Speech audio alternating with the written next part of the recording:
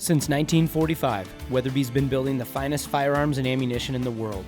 And today, we're proud to continue that legacy from our facility in Sheridan, Wyoming. This is On Our Mark, the Weatherby podcast.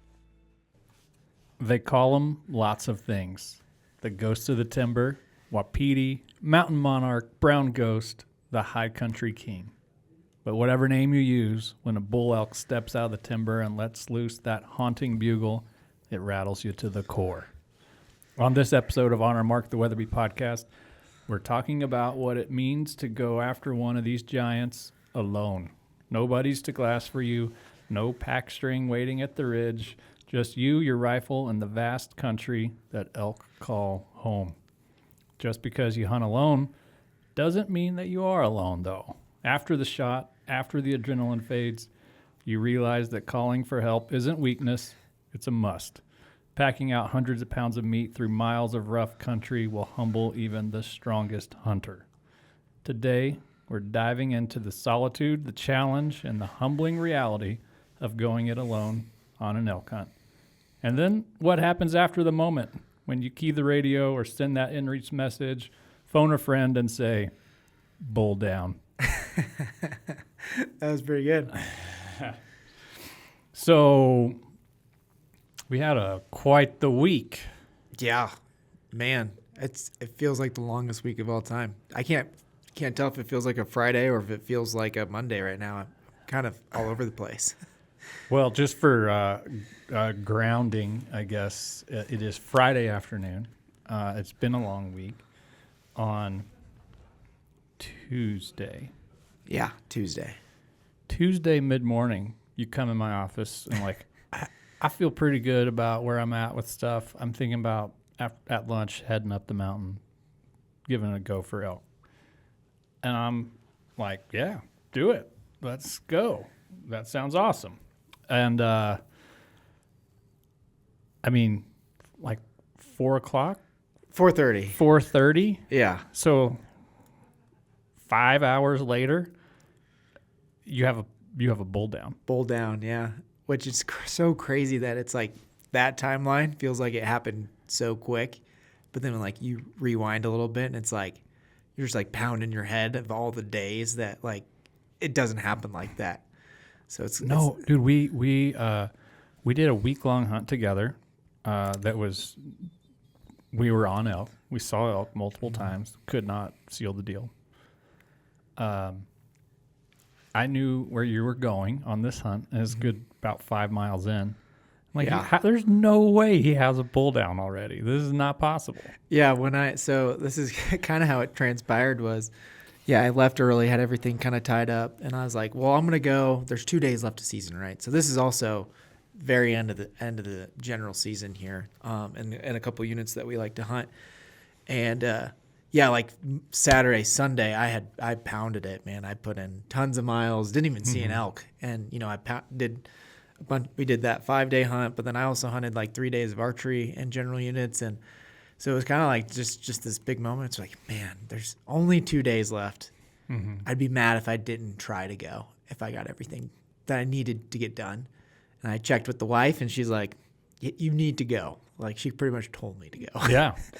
So that's how you know you married the right person. Yeah, she's pretty awesome. So I was like, man, so I was going to go in so I took like camp and stuff. I'm like, okay, I'm going to give this one more shot. Yeah, like see it through to the end of the season. Yeah. Yeah. So, that was a Tuesday. End of the season is a Wednesday night. Yep, Wednesday night. Yeah, so Tuesday. So yeah, I'm hiking and getting there and get to the trailhead, and been to this trailhead a couple of times, and sometimes there's no one and sometimes there's a ton of people, and when I get there there's like a couple horse trailers and all the things, right? So I was like, oh man, should I not go? And I'm like, no. Like I was like in my truck, like, should I not go? Right. And I was like, no, I'll just start hiking in there. Most people aren't going to hike that far anyways. So I get going, and I'm about a mile and a half down the trail, and here comes a guy on a horse with a bull. And it was like, oh, sweet. Like I was kind of like pumped for them. You didn't know him? Didn't know him, just no. A dude. Just a guy, two guys packing out a bull. And they're like, oh, yeah, man. Like first they weren't like, yeah, go in there, you'll kill one. First they're like, how far are you going in? because I think they were kind of testing, like, Yeah. is this guy going in a mile? What kind of resolve have you got? And I go, I think I'm going to go in and I'm going in 5 miles. And they looked at me and they could tell I have a pack. And they're like, you're camping tonight? I'm like, yeah. And they go, if you just keep hiking, you're going to find them right there. So I was like, I was pumped after that point. They're like, and then they kind of opened up and they're like, hey, this is, because they kind of knew where I was going. They're like, hey, yeah, if you go there, they're going to be here. This is where we killed ours.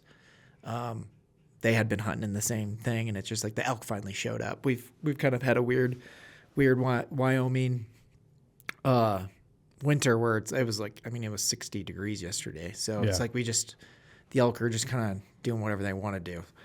So they're like, yeah, you're going to have a good shot if you get in there. So after I heard that, I started like running. He's like, we got a couple more horses behind. We killed 2 bulls and 2 cows. It was like a group of them that they did it. So I essentially just start running down the trail, and I got like 30 pounds. I think all that Bighorn Trail Race training. Yeah, it was for really, the win. It was literally perfect for that. So I'm running, and my pack's maybe 25, 30 pounds because it was just an overnight. But I brought a jet boil, I brought food, I brought everything to be in there for the full day and a half until the last of season. And so I think I covered that. It's 4 miles to the first spot that I like to get to, and I think I covered that in an hour. So it was great. Like I was like doing like a 15-minute pace. So normally if you're hiking in, you're probably going at a 20 to 30 minute a mile pace. Yeah, 2 miles an hour is going pretty quick, and if you're off trail, 1 mile per hour is pretty quick. So I was sprinting. Yeah, like the downhills, I was truly jogging. I'm like, I was just so excited. So I got in earlier than I thought I would get to where I was getting. So then I just started to be like I essentially just like, man, I just essentially just like said, this is where I want to get to camp, and then I'll just glass. But so I start walking, and I'm about a mile farther now, and all of a sudden I just hear, yes, yes. And I drop straight down. So I see a group of cows before they see me. And you immediately just saw cows. Oh yeah. So I saw cows, and then I just it was like the meadow just opened up in the sense of like I could just hear them all over the place. But I saw just the butt, right? So I had dropped down, and none of them saw me, and they're maybe 100 yards all bedded in like the sparse timber meadow. So it wasn't a giant. I don't think I realized that part. Yeah. Okay. So it wasn't like a big meadow where you could just glass them. Where I was like on the side of the hill with the elk, and there they were. They were essentially right where I wanted to camp and then hunt farther. I was like, oh, this is good. So you're like exposed, and you just lay down? I was lucky that I was in a timber clump. Okay. And then I can see through the sparse timber, and I'm like, oh, there's a group of 10 cows. There's a group of 20 cows. And then I got my gun out, and I got these elk at like 100 yards. And I see cow. I'm like, I could kill a cow. I'm like, man, I'm not that ready to kill one. Because it's either sex tag. Either sex tag, yep. And then I'm like, there's a good bull. So I see a good bull through the timber, and I just can't shoot. It's like super thick. I dropped straight down. My gun was strapped to my pack, and I just had to like unbuckle my gun, and it was ready, ready. There. I was prone. And so I was like locked on him. And, so yeah, this is happening fast, and I'm like, okay, Tyler, you can essentially not mess this up. And it's like if they feed to my left, the bull, because it was a good bull. This was the bigger bull that I was telling you that I saw. Like I immediately saw him. I'm like, ooh. And it's like, well, if they feed down to the left, there's an opening right there that I can shoot. And I'm like on him right now. It's just like it's just so thick that I can just see like brow tines and his tops and all that stuff. So that bull actually kind of feeds over. And then there was a cow kind of looking in my direction. And then like maybe 10 minutes later, so I'm on them for like 10 minutes, but there's not like what's a play. Going through your head? Like you feel like you're stuck, or are you wanting to move, or all the things? Like in my head, I was like, I have all the time in the world, because this was probably like 4. So I'm in them for a while, because then I kill them about a half hour later. But in my head, I'm like, just you can't mess this one up. Right. Like he was like in a sense of like, there's a good opportunity, and more of like, Tyler, you can't mess this one up. You got to make this happen. They're here. So then all of a sudden the herd kind of just bumps over, and they kind of are starting to run. I'm like, they did not wind me one. And I'm like, oh, now there's a lot of them. Because as they move, it's like, oh, I can see a lot more than the what ones I you could. didn't notice before. Yeah. So they bump over, and I look to my left. So I run up almost to like the crest of the ridge that I just saw them on. And I look to my left, and there's a horse stream. Guys were packing out on this opening. So they just had seen them out, and they were boogering and getting out of there. Kind of.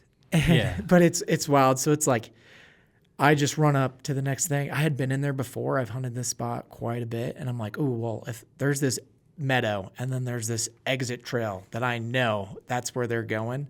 Because it's like where they're at, it's like good rifle hunting. But then where they're going, it's like you'll never see them because it's so timbered. Yeah, it's like archery hunting. It's archery hunting only, essentially, yeah. So I run up there, and all of a sudden I see the first cow. I'm like, oh, good. I'm in a good spot. So I was actually able to just drop my pack and get prone, and there was the first cow. And then all of a sudden now there's 50 cows like just piling into this meadow. No bulls yet. I'm like, oh man, this is a lot. So then they're just filtering kind of like in a big ball towards this. Are they nervous right now? They're nervous, yeah. So I feel like there's just so many of them that they kind of have this confidence, because then I got up and I got super solid, and I'm kind of army crawling up closer to them, and they kind of now see me, which is like not a bad thing because there's so many of them. And now the first cow actually is now going into the timber. So they start filtering. I'm like, oh, there's the big bull. Mm-hmm. And by this point, there is just so many elk in this little meadow. Now there's like 100 elk in this meadow, all balled up. Yeah. And I'm like on the bull, and I mean, I could have shot the bull, right? But like hunting ethics and all the things kick in. It's like there's no way to shoot him with all of the cows around, because they were all that packed in. So I'm on this bull, and I mean, I'd say he's kind of around that 300 mark. Like he's a good 6 point, and I'm like pretty pumped. And I'm like, but nervous. Finally, they start single filing into the trees. So I'm like, if I'm going to be able to shoot him, I'm going to have to get him right before the trees. And then he just never got away from the cows. So I was kind of like, again, I'm like, I wasn't below shooting a cow at this point, but I was pretty far in to be like. And you have time. You got 2 hours of light, Yeah, I had time at this point, and like this meadow, there just keeps getting elk, just keeps coming into like this little, and they're only 100 yards from me. So like they just keep coming in. And so he gets into the trees, kind of gone forever. It's like there's no chance to like actually try to run up or push up on him because it's just so much timber. And I'm like, next branch antler bull is getting it. So my bull, which was a 5x6, comes into frame. I'm like, oh, there's a good one. And he's doing the same thing. He's kind of like weaving in of the cows, but he finally got onto like the high side of the herd because I had a little bit of elevation on him. Mm-hmm. So as soon as like I was on him, ready to go, and as soon as he cleared the cows, there was not one cow behind him. He was kind of like on the top side of them, and I just let him have it, and he went straight down. That's awesome. Yeah. That's awesome. So, but again, I'm shooting. So my setup is I'm shooting a pretty special gun. It's an Alpine WI, which is our Wyoming commemorative 307. But that was actually a gift from just like the whole team from my work community. Yeah. The team got that for my wedding. It was like a cool surprise. Like you already had it on order. Yeah, I had it on order because I was like, I was weirdly it was the gun you wanted. I just was in it, so that I'm thinking I'm gonna buy this gun, right? Yeah.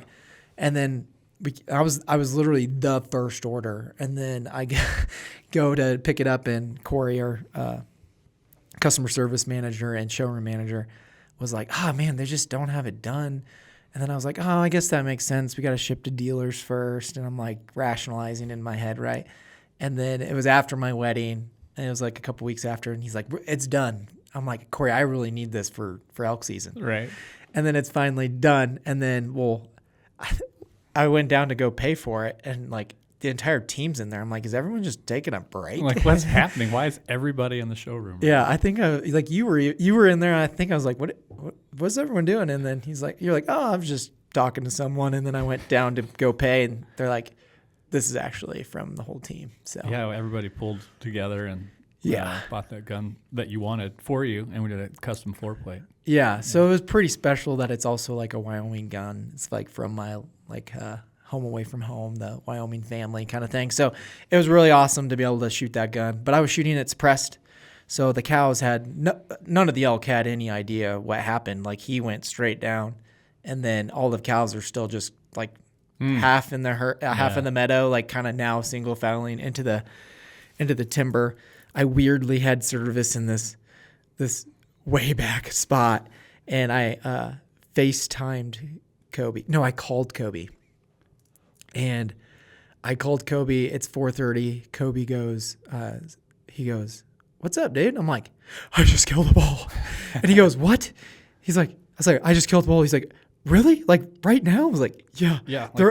Just like 30 seconds ago, because he told me he's like 4:30. He figured I was just wanting to call because I was on the glassy nub, not seeing anything, and was bored or needed to tell him for something for work. And he's like, "Tyler killed a bull," and you could just hear like people in the background. So it was pretty cool. And again, I weirdly had service in this one spot, so I was actually able to flip on my FaceTime, and Kobe just gets to see all of these elk just going by. So that's rad. Essentially, so Kobe was kind of the first call, because like we were talking about, man, when you kill an elk by yourself, then it's kind of like that. Oh, what next kind of thing. Okay, well, let's just if you're listening to this and you've never killed an elk, they're not small. You basically have a horse on the ground with antlers that is at an absolute minimum for one person. It's 3 trips, probably 4 or 5, depending on how you do it. When you're 5 miles in, that's not an option. There's just no way. Nope. And you got in there quick, but you're not getting out quick with that much weight on your back. No chance. Yeah, no chance at all. So I called Kobe, and he's like, "I'm coming," kind of thing. And like another one of my good hunting buddies is Nate Baldwin, which we hang out with him all the time. He's friends with lots of people here at Weatherby. I called him.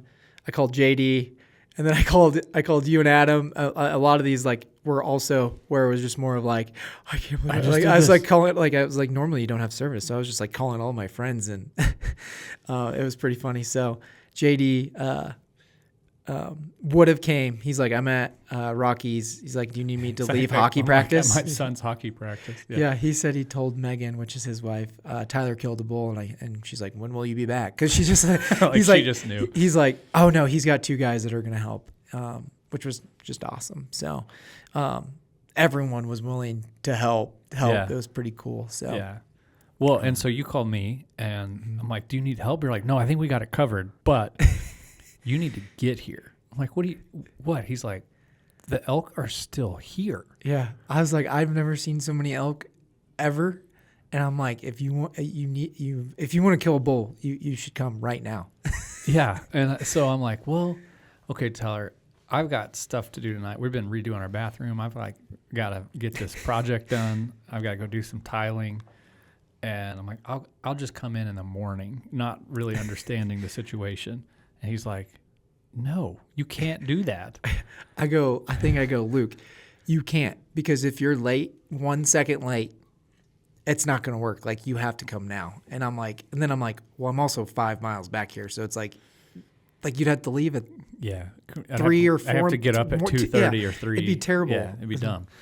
So I'm like, okay, well, maybe I could get a little bit of tiling done and then head that way and make it to camp like 10:30, and then I'm just getting up, a few minutes before shooting light, and like that's doable.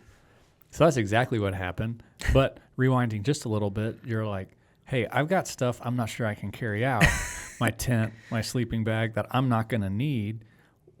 Why don't I just let you use that?" And I'm like, I will go in crazy light. I won't even bring food. Yeah, I was like, I'll set the tent up for you. Yeah. I was like, it'll help. It'll be great. I'm like, okay, if that helps, I'm in. I'll do that. Yeah. So we got that all figured out, and then I was like kind of contemplating a couple people with horses, and it was funny. Nate Baldwin again. He goes, you know what, man? I needed something to do tonight. We can do it with 3 guys. Like he like kind of wanted it to suffer. I feel like so. Him and Kobe got together, and they dropped everything and started coming up the mountain. And I just started breaking down the elk, and it was just one of the craziest nights I've ever had on the mountain, because as I'm breaking the elk down, I can just hear the craziest cow whines and mews and bugles, and then like I think did we talk multiple times? But I was like, Luke, they're bugling right now. You did, like, yeah. When I was like, hey, I am going to come in. Yeah, that's right. You called me back. And he's like, I just heard them bugle right now. And it was like 6:30 or 7. And it's like well after dark. You're like, they're what? bugling? They're still there? Yeah, and then we're still talking like it bugled again. So the whole time as I'm breaking down the elk, I'm just hearing crazy elk sounds. It was just cool. It's like, and I mean, they're all within 200 yards, and I do have good wind, but it was just crazy that there were just that many elk that were that close still and just doing their thing. And so I'm breaking the elk down. It's pretty hard to do an elk by yourself. It's real hard. So I had a couple of goals to just get half the elk done, because we had a lot of time. Because it was going to take them like 3 or 4 hours. They probably weren't going to jog in. Yeah, no, but they did. I'll tell that here in a second. But so I'm getting the bull broke down. I was like, I'm going to get half of him done, and get his head skinned out and all that stuff, so that it would be real easy to flip them once they got there. Mm-hmm. So essentially, that's what I was working on. And the boys, they showed up, which was awesome. And they said they were also running because they were excited. Well, mostly Kobe was like, Nate was running because Nate was excited. So Kobe told me about that the next day. He's like, oh, that's how we're going to do this. Okay, I guess we're running. Yeah. And I guess when I was super excited and explaining to everyone how, quote unquote, easy it is to get to me, I just kept saying, well, it's just side hill the whole way. And then when Kobe and Nate got there. You did mention that to me. Yeah. I also mentioned it to Kobe and Nate, and they're like, this is going to be a spicy packout. I don't know where you got the whole side hill all the way in. I think it was because I was just so excited to run. I think those guys got you pumped. Yeah. So I love that. Anyways, they get there, they're breaking it down, and it was just like, we were just taking our time, just like laughing, trying to be a little bit quiet too. Because at this point, you know I'm coming. We know you're coming. Yeah. So we're trying to be quiet, but we're still hearing. Everybody else's views. tag is filled, by the way. I was one of the last ones standing with the open tags. Yeah. So Nate and Kobe both killed bulls. Yeah. So I then just killed one. We'll get to your part of it, but then the guys that helped there also, like, it was just cool. Everyone had kind of got their fill, and they're just willing to help. So anyways, those guys get there. I'm like talking, and I swear Nate and Kobe are also really good with a knife, so they absolutely crushed it. Because I had since it was just us three, I deboned the other ones while we were waiting. Yeah. So we deboned, but then we broke that second half of that elk down in like 15 minutes. I feel like everyone was just so pumped. So we got that done, got it all strapped up. Again, Nate is just so funny. He's like, give me the heavy one. Like, so he's got a heavy quarter and all that good stuff. So we get all packed up. You had sent the text where you're like, oh, I'm kind of coming in. So we knew we were going to cross each other. Yeah. We got the tent. So we hiked away from the carcass, got your tent set up. And then we're hiking down the trail. My pack was pretty heavy. I didn't know how heavy, but we probably met you about a mile down the trail, right? Yeah. Yeah, you probably still had a whole mile left once we met you. So it was kind of fun just in the middle. What was it, 11 o'clock by that time? No, it was earlier than that because I was to the tent at 10:30. Oh. So it was probably 9:45. Okay. Yeah. Bit of a blur. Well, yeah. That tells you how long it was of a hike because I don't think we got to the trucks until about 12:30. Yeah. because I got to my house at 1:15. It's a long day. So we still had a couple hours of hiking. Anyways, it was fun to get to talk to you and give you the whole rundown and all that good stuff. And so we just took our time, and I don't think I've laughed so much on a pack out. It was a beautiful night. The moon was out. We didn't even use headlamps. Trying to rain a little bit. There was also a full moon, and it was just you could see the trail well. It wasn't too cold, but it wasn't hot. It was just like perfect pack out weather. Yeah, I was like in a merino base layer and barely fighting that line of sweating and not sweating. Yeah, perfect. But yeah, I maybe turned my headlight on two or three different spots where it's kind of sketchy on the trail. But yeah, that was coming in. Did the same thing where it's like I didn't need it, but a few times it's like, did I get off the trail? Like, where is the trail? And you turn your light on, and you're like, oh, it's right up there. Yeah. So we got them packed out. Kobe has a sweet scale that he keeps in his truck, so we all got to see what we actually were carrying, which I always think is fun. You always guess. I was way off. My pack was What did you think it was? I thought it was going to be like 95. I mean, it was very, very heavy and kind of sagging a little bit. Yeah. And I've done some heavy loads with this initial scent pack before, and it felt like I always underguess how much it is. But it felt like it was sagging a little bit. I was like, man, I can't be more than 90, 95 pounds. It was 109 pounds, and that makes a little more sense of why I was riding a little low on me. But I only took the pack off like twice on the whole way back. That's too. Impressive.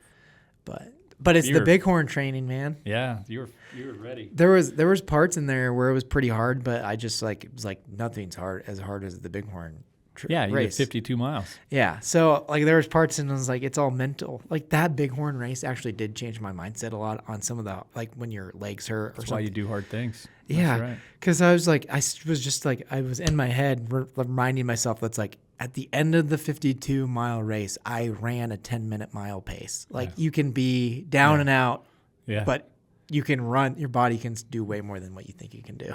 100%. That's true. So we have to rewind a little bit in the timeline for my side of the story. So on that Tuesday when you killed, I just, for some reason, I hadn't done leg day at the gym since probably last winter, like in preparation for the Bighorn Trail Race. And for some reason that morning I got up and I'm like, I'm going to do leg day. So I went to the gym and just absolutely cooked my legs and focused like for running stability, like hip, butt, like just stuff that you use when you're packing out basically. And then I ran 3 miles after the leg day. And then I get back and Tyler had left to go on the elk hunt. And you had kind of mentioned that you're like, I might do a kamikaze run tomorrow afternoon. Yes, I did. You had said that one or two times. Yeah, it was on my mind. So I had already looked at my schedule. I had 2 meetings. One, actually both. I was like, I can do these. Aren't time sensitive. I can do these later in the week. So I just actually went on ahead and bumped them back. So my Wednesday was wide open. We get word that you killed, and I talked to Adam. I'm like, you know what? I don't have any meetings tomorrow. I might give it a go. He's like, really? And he got excited. Yeah. And I could see his wheels turning. I'm like, do you want to go? He's like, I do, but I got this. I have 2 things tomorrow, and I don't know. Like I want to go, but I don't think I can make it because I have to be back in the afternoon. And at this point, there's no guarantee you're going to kill in the morning. And so if we ride up together, I'm like, hey, it's all good. He's like, but if you kill first thing in the morning, just let me know. I'm there. I'm like, okay, whatever. Sure. CEO's coming to rescue me. I bet. Count on it, Adam. Yeah. And so I go home, I tile, and I get enough tiling done. And I'm like, I'm going to go. I didn't need to pack much. You had a tent, all that. I literally grabbed 2 water bottles and some beef jerky. That was it. Yeah. And your kill kit. And the kill kit, yep. Yeah. And I hit the trail, and I ran in about 2 miles, and then I was like starting to sweat, and I'm like, what am I doing? This is not necessary. And I'm just walking. It's not like I'm going to shoot anything tonight. So then I slow down and just enjoy, you start walking through these just awesome parks and really cool areas in the mountains, and come across you guys. You kind of recant the story. I'm pumped. And I get pretty close to where where you set the tent up, and I'm like, I hear elk. And I could hear elk. I'm like, oh my goodness, this could work. This really might work. So very quietly, I try to undo the zipper. And, most of the time, you don't really think about zippers being that loud unless you're trying to be quiet. And then a zipper's like the loudest thing in the world. I'm like, why is this zipper so loud? So I'm trying to be real quiet. And I go to get in bed. I have a hard time sleeping because every 30 seconds there's another elk sound. But it sounds like they're moving. And it sounds like they're generally moving away. But the frequency and the number, I'm like, how is this possible? There's so much sound. Those cows making the noise almost sounded fake to me with how many and how loud and how different all of the sounds were. So I feel like when you're messing with a reed and you're like, oh, that sounded bad. I was like, that's what I felt like I was hearing because there's so many different. It did not sound real.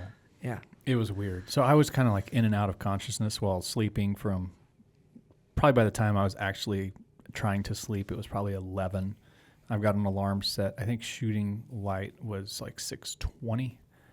I had an alarm set for 5:40 because I wanted to kind of, you can see, a little bit before that first shooting light. I wanted to get out and at least try to get an idea of where they were because I'm thinking it's going to happen 6:20 is shooting time. 6:21, I got to pull down.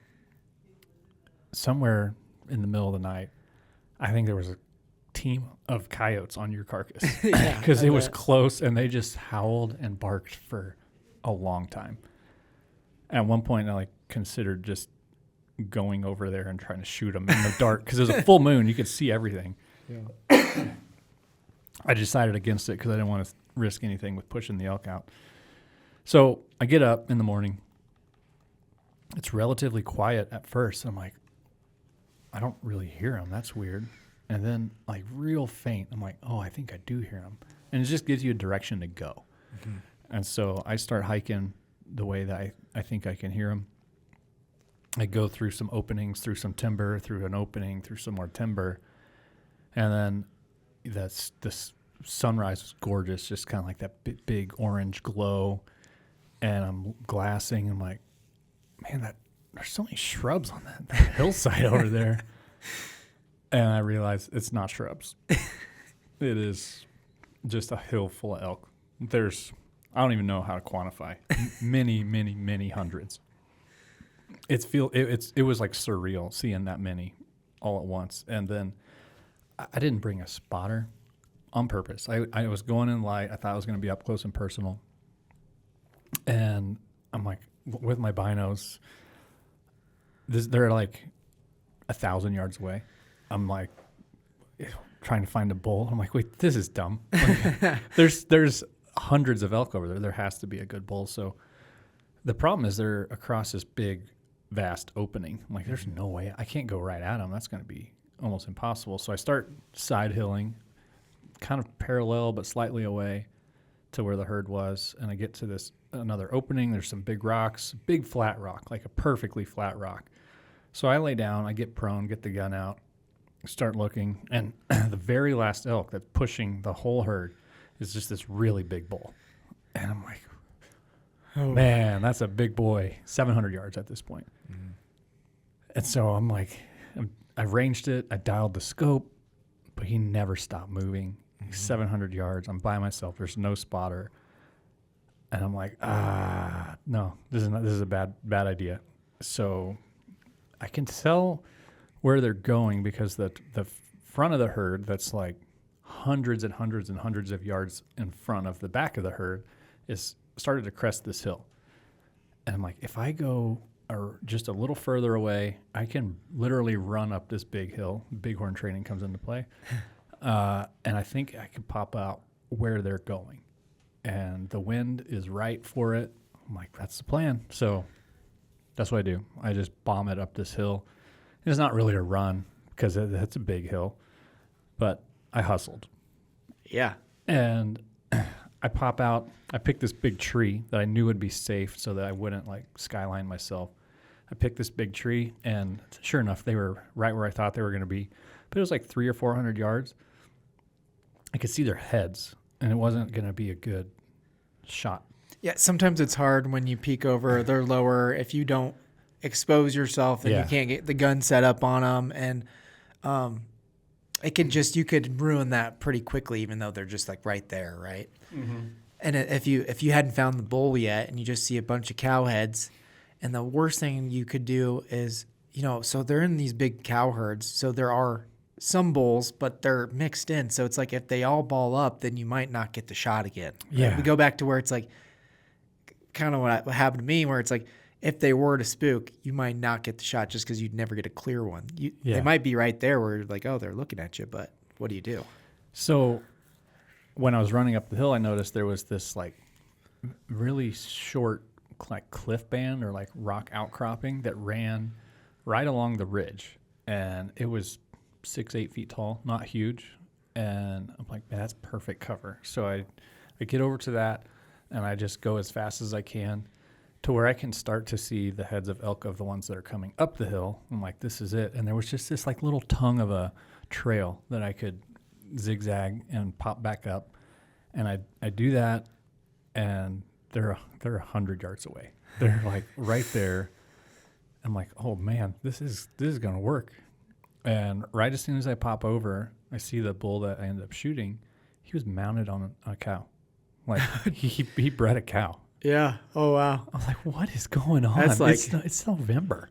Yeah, it's like got to be that weird second cycle or second cycle of a young cow. Like, because even November is late for the second cycle. So he is running around. He's bugling with. I'm like, this is September. Like, what is going on? So I still have the same problem where I can see them, but it would be very hard to shoot them without completely exposing myself, just to get the gun high enough up to where you're not shooting an ear, but you're like trying to shoot them in the vitals. So I grab the gun, I grab the springbok, and I just belly crawl like 25 more yards, just kind of paralleling to them, but also right at them, just to get over the crest of the little hill that's between us. And I set up, and in my mind, I'm like, there was a really big bull down there. They're going to just start funneling up, and I'll be able to get them. But the wind was right. At this point, though, they're looking at you. Like, the cows see you, and they're not nervous, but they're not cool with what's happening. Yeah, I feel like when they're in that big group, because I had similar thing, I feel like they just have like a lot of confidence that, like, if they can't smell you, they're like, we've got 100 pairs of eyes on you.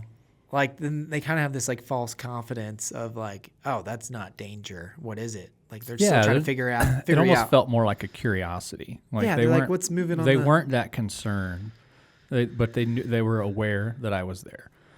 The bull had no clue. He was just doing bull things, like looking for cows.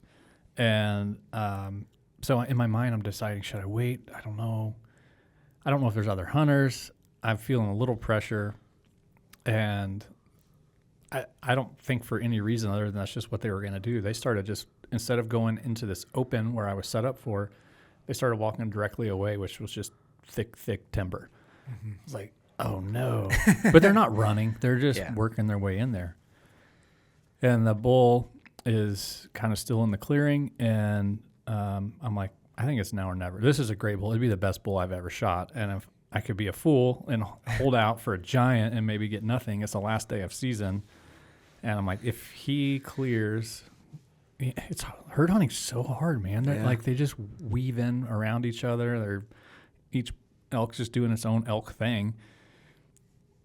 But I'm like, if he clears, I'm gonna shoot him. And about the time I made that decision, a couple cows got out of the way, and he just turned broadside. And I'm like, perfect. You're like, this was meant to be. It was meant to be. So shot him right there. And he went down immediately, but he got up and went like 5 yards and then went back down. But he died in a little older burn area. And like, it was just, when I got to him, it was dusty and like you took a step and it was like it smelled like fireplace. I'm like, dude, I do not want to cut an elk up in a fireplace. This is going to be like terrible for the meat by yourself too, because it's going to be a disaster. So I spent the next 30 minutes trying to drag him 10 yards, which I ended up doing, but just like a little bit at a time, like eat your front back. Before that though, I texted you like bull down. Yeah. Adam texted me like literally probably the moment before I shot and was like, "You seen any elk?" So I replied, "Bull down." He's like, he called immediately. Didn't even text. He just calls. He's like, "Dude, I'm getting my boots on and my pack. I'm coming. We can be down by lunch." I'm like, hold on. I don't think we can be down by lunch. Like it might be lunch by the time you get here. I'm further in than I thought I was going to be because they weren't quite where Tyler was. Mm-hmm. It's a ways.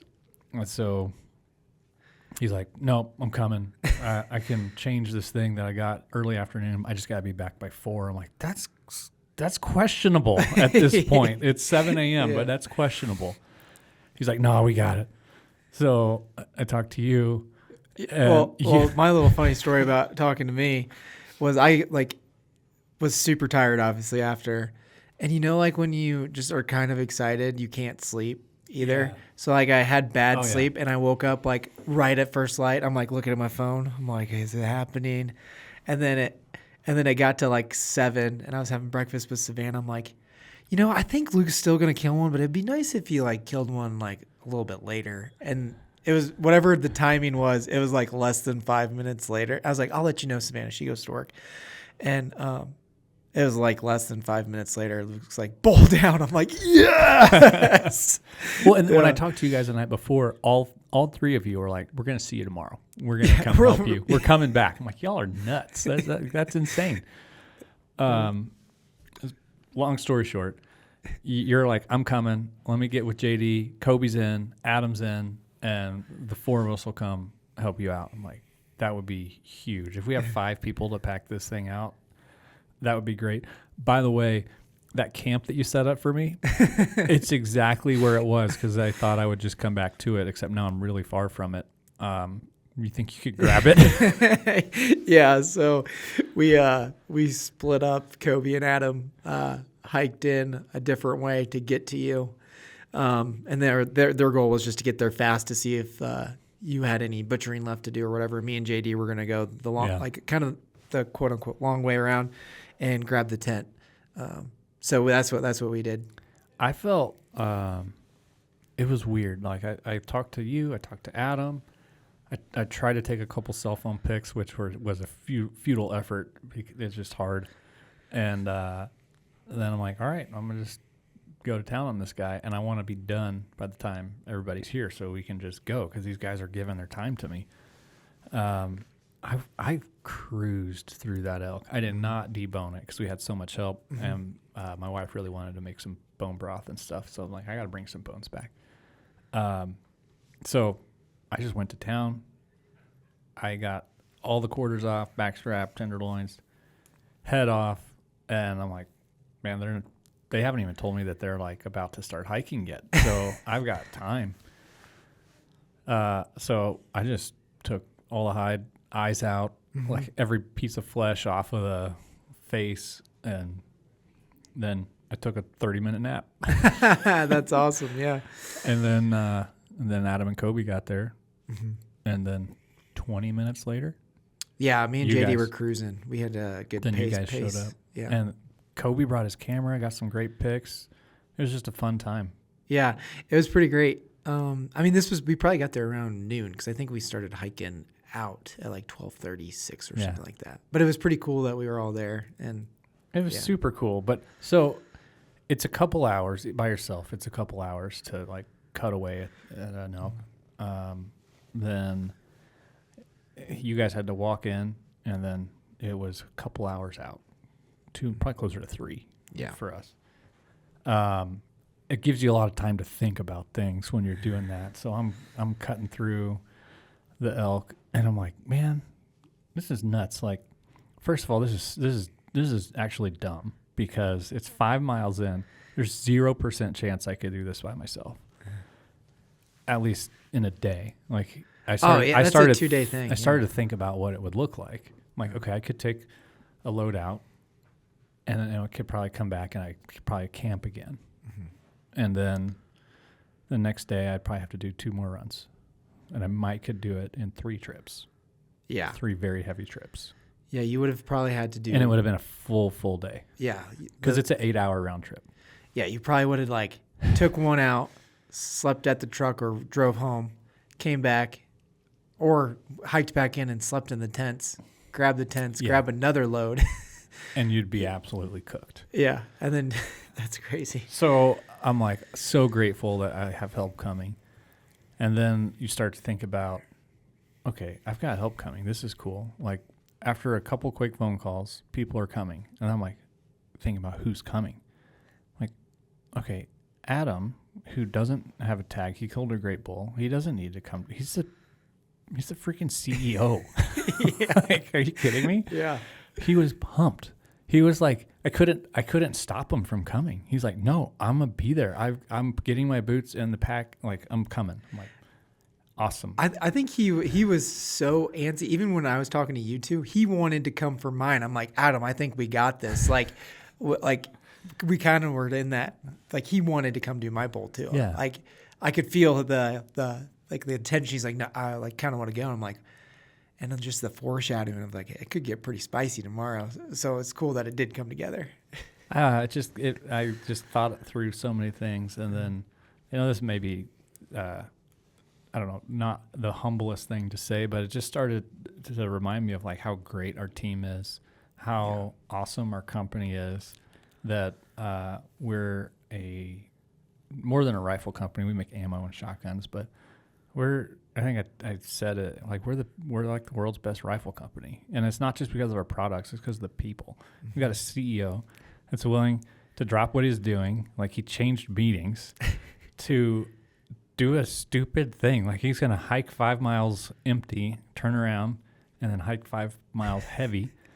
And like most people would rather do anything else than that. Yeah. And then you came, Kobe came, JD came, and the packout was super fun. It's hard. Yeah, it's hard. But like the harder and like better, more people there was, it was like just a core memory almost. And it was. And it was cool. Like you were saying, we had CEO, we had product development, we had marketing. Yeah. And it just, I don't know. I just feel like it does shine in our work, right? Like we've got real people on the ground doing real things, and it's not like a concept. It's like from struggle. Like products come from struggle. There's a reason why we launched the things that we launch. Like it's stuff we want to have, and because we're users. And like I said, humility maybe has left the building at this point, but I don't know. It just made me proud to be a part of this whole thing that we've got going on. And I think at one point we took a break by a creek, and I was like, Adam, thanks for like just creating an opportunity that it attracts people like Tyler and JD and Kobe and me, that we want to come do this, because this is what we'd probably be doing anyway. Mm-hmm. But now we get to do it for work, and it's like it's a Wednesday midday, and we just took the office outside that day. And like it's crazy, like even like where Adam's grandfather like started it, like brought us to that moment like 80 years ago. Like we're all from different parts of the country too. Yeah. Which is kind of wild to think about that. And I've been reflecting on it too, but it's crazy that like that moment, like I had someone that became like a really good friend. We're all friends, but I have a friend. I have mentors there. We go to church together. We go to work together. We go to each other's birthday parties, and like it's just like makes me feel like so blessed. Like the community and the family. Honestly, like even it's kind of weird because I packed up my life and moved from Missouri. I moved my wife out here too, and it's just like we have a family. That's just kind of cool. Yeah, I couldn't get that out of my thinking like while we were walking out, and it just was a special moment. It was a good elk. It's not a huge elk. It was my best elk. I was thrilled, but I made a social media post last night. But I think my memory that's going to stick, it has nothing to do with the size of the antlers. It was just the packout and the team that was willing to come do dumb stuff 5 miles in. I don't recommend anybody kill an elk by themselves 5 miles in. That's hard. Yeah. Unless you got horses, I guess. But yeah, I don't. Yeah, I don't have horses either, but it's cool. Just it's like the bigger part of like what hunting is, just shined through there. Yeah, It's like community. It's like there's just a lot more to it, I guess. Yeah, we talk about all the cool experiences on the podcast, but the vast majority of our time is in spreadsheets and in meetings and doing the things that every other company does. The difference is our products are meant to do this. It's meant to go on an elk hunt and a backcountry one at that. So I don't know. It made me really proud to be a part of what we got going on, and it was a great experience. I'm taking that one with me. Yeah, that's gonna be probably really hard to top like a 20-hour period like that. You did like 20 miles in 20 hours. And Kobe, Kobe and I, we did 20 miles in 20 hours with 10 of it real heavy. 10 of it very heavy. Yeah. Yeah, because I left the bones in. I didn't actually weigh my pack when we got back, but I think I was probably around 80 to something. Yeah, 80 pounds. I would say I was probably mine. I got to do all of the, I think, back straps, neck, just scrap meat, and then camp. So it was hard to compare the two because I was literally half the weight probably. I was probably like 50 or 60 pounds, probably 60 pounds, but that was half the weight of the night before. 2 extra people. So. Yeah, it was nice. Yeah, I had a front and a head, and then just the stuff that I had in my pack. I ended up running out of water like 10 minutes from where the trucks were, which was perfect, and it was great. Yeah. Such a good time. Thank you for the tip, and then also for the help, because that was huge. Yeah, no problem. I wouldn't have wanted anyone else to come in. I mean, we've gotten to hunt so much together this year. Yeah. It feels like this year we kind of it's hard to find hunting partners and people you want to spend time with. And we did Colorado. We did that, which was a fun hunt. That was super fun. Everything went great, right? It was successful. And then we grinded it out for 5 days and we didn't kill each other. Nothing. Yeah. So like those. We didn't kill anything. Yeah, we didn't kill anything. So it's just fun to find those people that you want to spend time with. And like when as soon as I killed one, like I was like, I feel like I was like, Luke needs to come kill one of these. No, I felt like we still hunted together. Just because the pack out and seeing you guys as I was packing in and you were packing out. It was fun. Yeah. It was fun. So I don't know what else to say other than go get another rifle, because I don't know. I don't think there's a lot of other rifle companies where their CEO is going to help pack out their employees, and I just think that level of effort on his part just ripples its way all the way through the company and makes its way into every product, and I think it's pretty rad. It is super rad, and people are just proud of what they have when they have a Weatherby. One last side story. We were hiking in, and people we ran into who had killed some cows, 300 Weatherby. They were pumped because I was wearing a Weatherby hat, and they're like, he shot his with 300 Weatherby. And it was just, so like, it is even cool to see that. Yeah. That it's like when you buy something super quality that you get to use forever, it's part of so many people's stories down the road. Yeah. So, man, good recalling this one. This might be one I listen back to one day. I don't ever listen to the podcast again, but I typically don't either. Once it's out there, it's out there. 10 years from now, I think I'm going to re-listen to this one. Yeah, sweet. Thanks, buddy. Yep.